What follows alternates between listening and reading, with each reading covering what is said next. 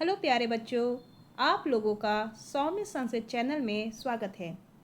आज हम कक्षा 8 के ब्रिज कोर्स से हम पहला पाठ प्रथमा सप्ताह के उच्चारण स्थानानि इस पाठ का चर्चा करेंगे और कुछ महत्वपूर्ण प्रश्नोत्तर को भी देखेंगे जो परीक्षा की दृष्टि से अत्यंत ही महत्वपूर्ण होने वाला है। तो आइए, अगर आपका नोट्स तैयार नहीं है तो आप हमारे चैनल से जुड़ करके आप अपना नोट्स बना लीजिए और इसको अच्छे से याद कर लीजिए ताकि परीक्षा में आने वाला हर प्रश्न आप तक पहुंच जाए। पहला है उच्चारण स्थानानि। जैसा कि पाठ है यहाँ पे लिखा है उच्चारण स्थानानि, यानी उच्चारण स्थान के पाठ को हमें पढ़ना है। ठीक है, तो उच्चारण स्थान है कार्यकलापस उद्देश्यम अध्यापक चित्र माध्यमेन वर्णानाम उच्चारण स्थानानि परिचयम करिष्यति।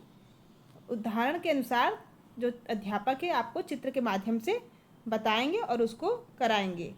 तो यहाँ पे केवल आपको पढ़ना है।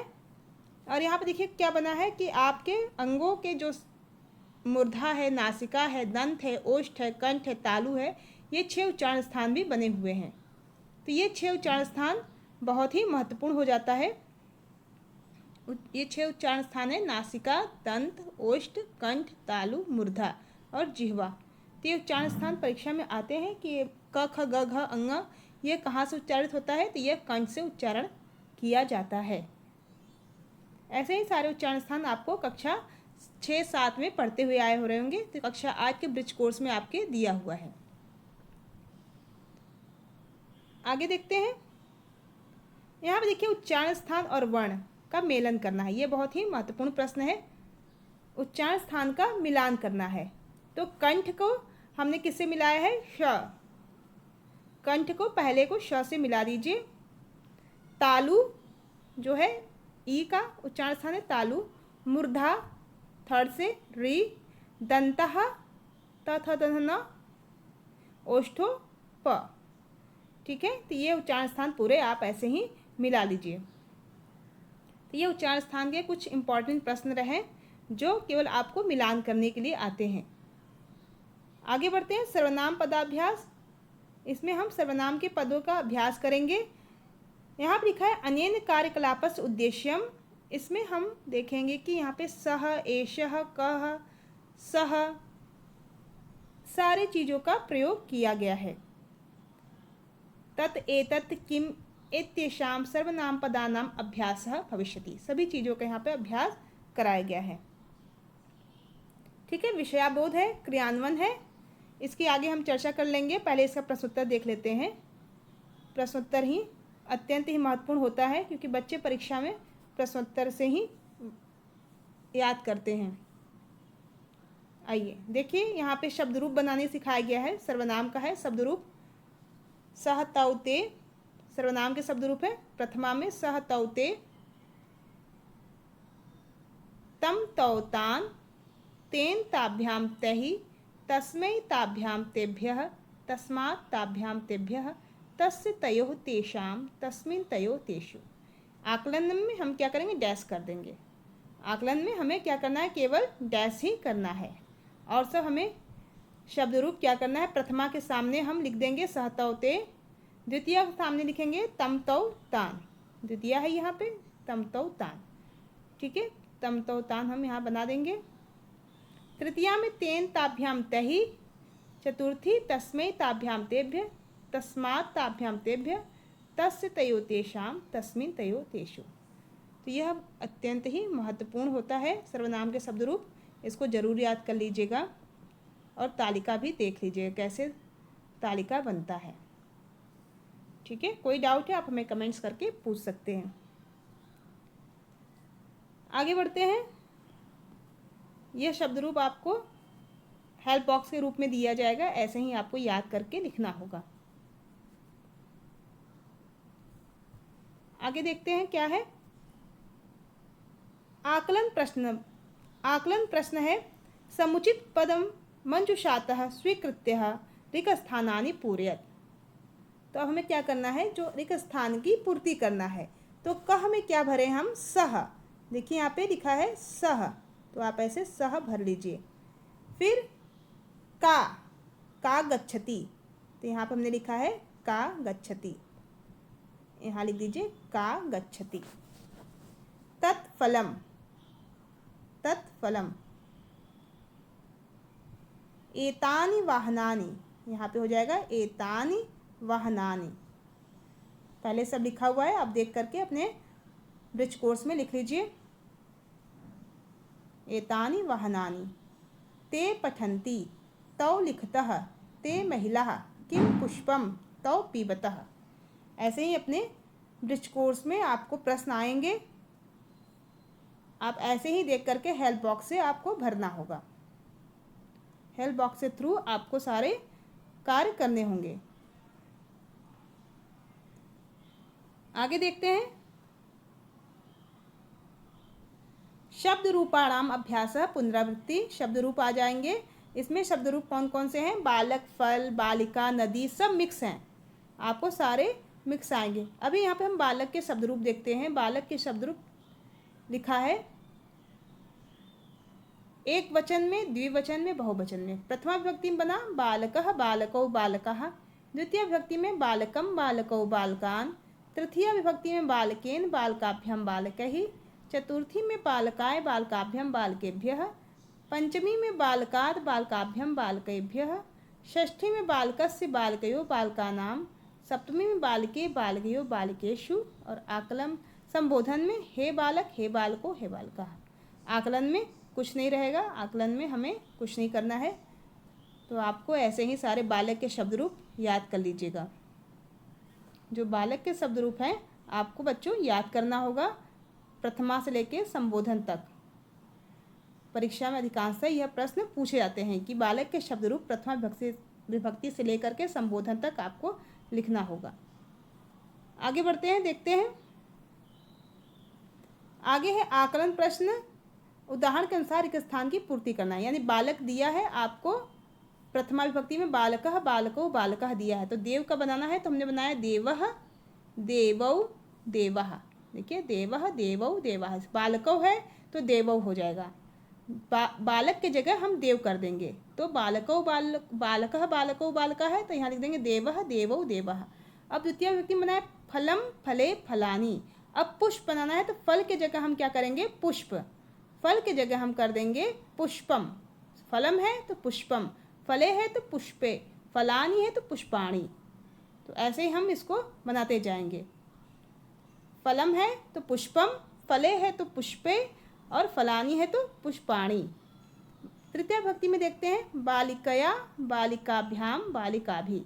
अब महिला से बनाना है तो बालिकया की जगह महिलया लिख देंगे, और बालिकाभ्याम की जगह महिलाभ्याम, और बालिकाभि की जगह महिलाभि। चतुर्थी विभक्ति में मुनये, मुनिभ्याम, मुनिभ्यः। वैसे ही मुनि की जगह हम क्या करेंगे? कवि, तो कवये, कविभ्याम, कविभ्यः। ठीक है, कवये, कविभ्याम, कविभ्यः। फिर साधु है। साधु कैसे बनेगा? साधो, साधुभ्याम, साधुभ्यः। जो ये साधु है शब्द रूप, यह पंचमी भक्ति का है। साधो, साधुभ्याम, साधुभ्यः। देखिए यहाँ पे लिखा है साधो, साधुभ्याम, साधुभ्यः। वैसे रघो, रघुभ्याम, रघुभ्यः। षष्ठी विभक्ति में हम बनाए हैं धेन्वः, धेन्वो, धेनूनाम। सप्तमी विभक्ति में बनेगा नद्याम, नद्यो, नदीषु। दिव्याम, देव्यो, देवेषु। हे पितः, हे पितरो, हे पितरः। संबोधन में हे मातः, हे मातारो, मातरो, हे मातरः। ऐसे ही सभी रूप आपको एक एक करके बनाना होगा। आगे देखिए, रूपाणाम अभ्यास पुनरावृत्ति 2। अब इसके यहाँ पर भी आपको क्या करना है? रूप का अभ्यास करना है। रूप का अभ्यास कैसे करेंगे? शब्द दिए गए हैं, विभक्ति दिए गए हैं, एक वचन, द्विवचन, बहुवचन। शब्द क्या है? गणेश। कौन सी विभक्ति में बनाना है? चतुर्थी विभक्ति में। एक वचन में क्या बना है? गणेशाय। द्विवचन में गणेशाभ्याम, बहुवचन में गणेशेभ्यः। वैसे ही नदी का रूप बनाना हमें कौन सी भक्ति में? द्वितीय भक्ति में। तो हम बनाएंगे नदीम, नद्यो, नदी। नदीम, नद्यो, नदी। बालक का रूप बनाना है पंचमी में, तो बालकात्, बालकाभ्याम, बालकेभ्यः। पुष्प का तृतीय भक्ति में बनेगा पुष्पेण, पुष्पाभ्याम, पुष्पेभ्यः। हमें कमांड दिया गया कौन सी भक्ति में बनाना है, उसी अनुसार बनाएंगे हम। जिस अनुसार हमें बताया गया है उसी अनुसार बनाते जाएंगे। पितृ है तो प्रथम विभक्ति में बनाना है पिता, पितरौ, पितरः। राधा का षष्ठी बनाया तो राधायः राधयोः राधानाम। गुरु का सप्तमी विभक्ति में गुरौ गुरवो गुरुषु। तो ऐसे ही आपको बनाते जाना है। अब साप्ताहिक आकलन पत्रम परियोजना कार्यम, यह अत्यंत महत्वपूर्ण है। साप्ताहिक, आप देख लीजिए, साप्ताहिक आकलन परियोजना कार्य बहुत ही महत्वपूर्ण प्रश्न बनते हैं इससे। अधोलिखितेषु वर्णेषु समुचित वर्णम चित्वा संबंधितोच्चारण स्थान से वर्तुले लिखित, यानी जो ये बॉक्स है, यहाँ जो बॉक्स दिया गया है इसमें से चुन करके आपको इस खाली जगह पे भरना है। तो कंठ में हमने क्या भरा, कंठ में अ, तो यहाँ पे अ लिख दिया। और ग, जब हम ग बोलते हैं तो भी कंठ से बोला जाता है। और ह, ये सब तीनों शब्द कहाँ से निकलते हैं बच्चों, कंठ से। ये तीनों शब्द हमारे गले से निकलते हैं। ठीक है, तो अ ग ह आप बोल के देख लीजिए। फिर तालु से देखते हैं, तालु से कौन कौन से प्रश्न बनते हैं। तो च भी तालु से निकलता है, छ ये भी तालु से है, और ई ये भी तालु से, इसलिए हमने यहाँ पे लिखा है च छ ई। मूर्धा से ट री और ढ, ये सब कहाँ से आते हैं, मूर्धा से निकलते हैं, इसलिए हमने ट ठ ढ री ये लिखा है। दंतः से थ री और द, ये हमारे दंत से निकलते हैं। ओष्ठों से, होठ से, ओष्ठों मतलब होता है होठ, ओष्ठों मतलब होठ। होठ से निकलने वाले जो वर्ण हैं उ प ब, उ है, प है और ब है। ठीक है, उ प ब निशान लगा लीजिएगा और भर भी लीजिएगा। आगे देखते हैं हम, उचित विकल्पम चिनुत, उचित विकल्प को चुनना है। तो ग का 3 ऑप्शन दिया, कंठ नासिका दंतः। तो ग जो वर्ण है कहाँ से निकलता है, कंठ से, नासिका से, दंत से। इसने बताया ग जो है वह कंठ से निकलता है। र मूर्धा की तालु की कंठ, तो यहाँ हमने लिखा है मूर्धा से निकलता है। श दंतः ओष्ठो तालु, तो श जो है तालु से निकलने वाला वर्ण है। भ ओष्ठो नासिका मूर्धा, तो भ जो है ओष्ठों से। ल दंतः मूर्धा तालु दंतः, तो यहाँ पे ल हम जब बोल रहे तो जीभ हमारा दंत में, तो दांत, दंत का अर्थ होता है दांत, दांत के पास जा रहा है जीभ। विसर्ग जो है कंठ, विसर्ग यानी डॉट, विसर्ग का मतलब होता है ये 2 डॉट। ठीक है, तो ये विसर्ग का उच्चारण कहाँ से होता है, तालु से कि दंत से, कंठ से, तो कंठ से होता है। विसर्गों का उच्चारण हम कहाँ से करते हैं, कंठों से करते हैं। आगे बढ़ते हैं।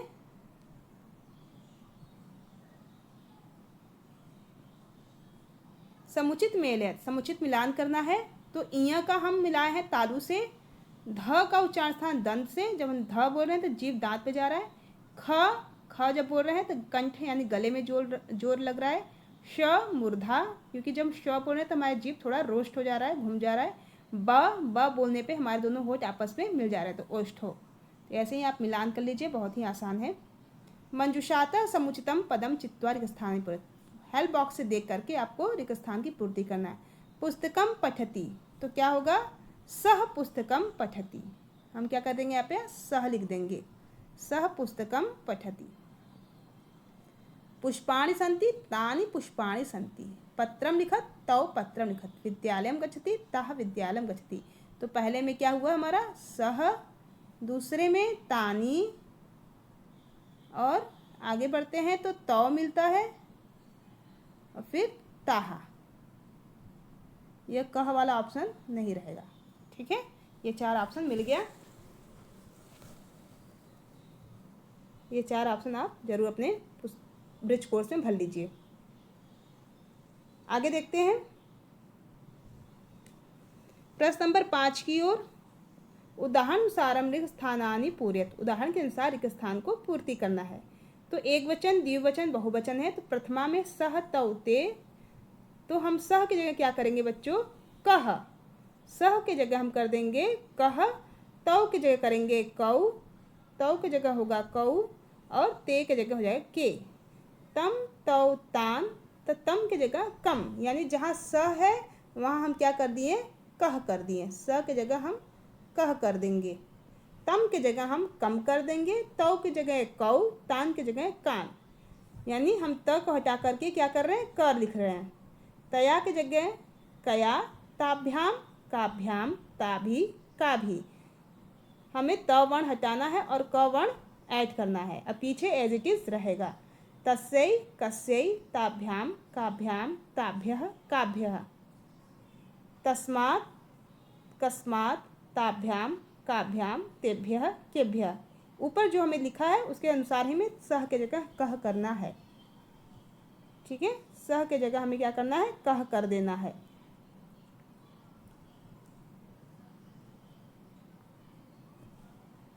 फिर है तस्याः तयोः तासां कस्याः कयोः कासां तस्मिन् तयोः तेषु कस्मिन् कयोः केषु। यहाँ मिलान कर लीजिएगा। पहले सप्तमी विभक्ति बहुवचन है तो मुनीश, सप्तमी विभक्ति बहुवचन का मुनीषु होगा। पंचमी विभक्ति एक वचन है तो यहाँ पे पंचमी विभक्ति एक वचन में नद्यः। प्रथमा विभक्ति एक वचन पित्रे, प्रथमा विभक्ति एक वचन। फिर चतुर्थी विभक्ति एक वचन बालकः।